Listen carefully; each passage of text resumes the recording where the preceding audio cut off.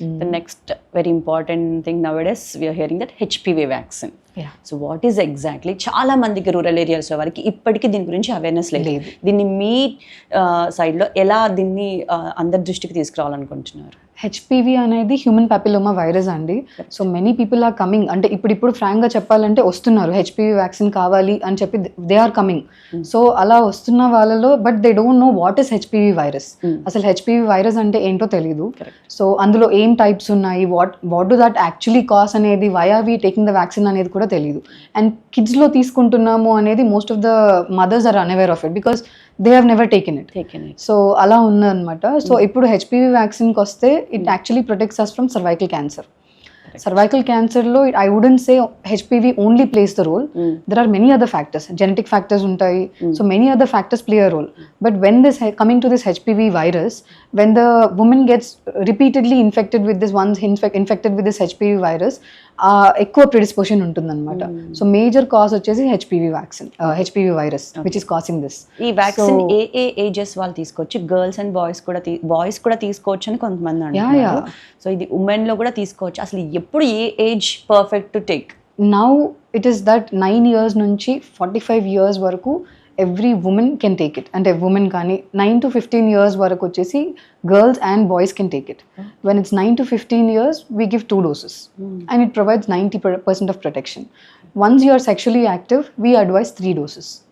So 3 doses lo, like okay, I would say 80% protection aithe vastundi. But then again, even though you take the vaccine, you don't take the vaccine, it should be that you undergo this pap smear test called pap smear అని ఒక test ఉందండి. So ఆ pap smear test వచ్చేసి it screens your cervix, అంటే cervical cancer screening అంటాం దాన్ని.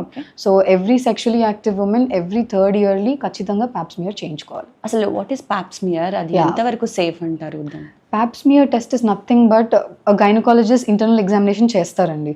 So when they see your cervix, the pap smear test అనేది cervix నుంచి తీసుకుంటారు.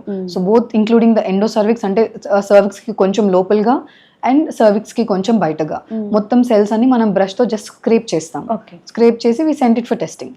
సో ఆ టెస్టింగ్ లో మనం will see any abnormal cells, normal గా ఉండాల్సిన సెల్సే ఉన్నాయా లేకపోతే అబ్నార్మల్ గ్రోత్ ఏమైనా ఉందా అనేది స్టార్టింగ్ స్టేజ్ లో కూడా ఏమైనా అబ్నార్మల్ సెల్స్ ఉంటే it will be known.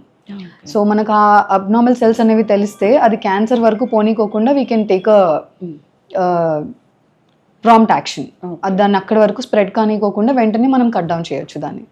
So అది. అండ్ ప్రోన్ ఉన్న వాళ్ళలో like who are already having a family history of parents కానీ గ్రాండ్ పేరెంట్స్ కానీ సర్వైకల్ క్యాన్సర్ ఉంది లేకపోతే పినైల్ క్యాన్సర్ ఉంది, they should be even more cautious that pap smear తో పాటు హెచ్పివి డిఎన్ఏ టెస్టింగ్ కూడా చేసుకోవాలి. సో జెనెటిక్ ఫ్యాక్టర్స్, జెనెటిక్ గా ఉన్న వాళ్ళు కంపల్సరీగా వాళ్ళు ఎవ్రీ వాళ్ళ షెడ్యూల్ లో ఒకసారి పాప్స్మియర్ టెస్ట్ ని ఎంత డ్యూరేషన్ లో చేసుకోవాలి? పాప్స్మియర్ అయితే ఎవ్రీ 3 years కి ఒకసారి అయితే చేసుకోవాలండి ఖచ్చితంగా. Every sexually active women 3 years కి ఒకసారి అయితే పాప్స్మియర్ చేసుకోవాలి.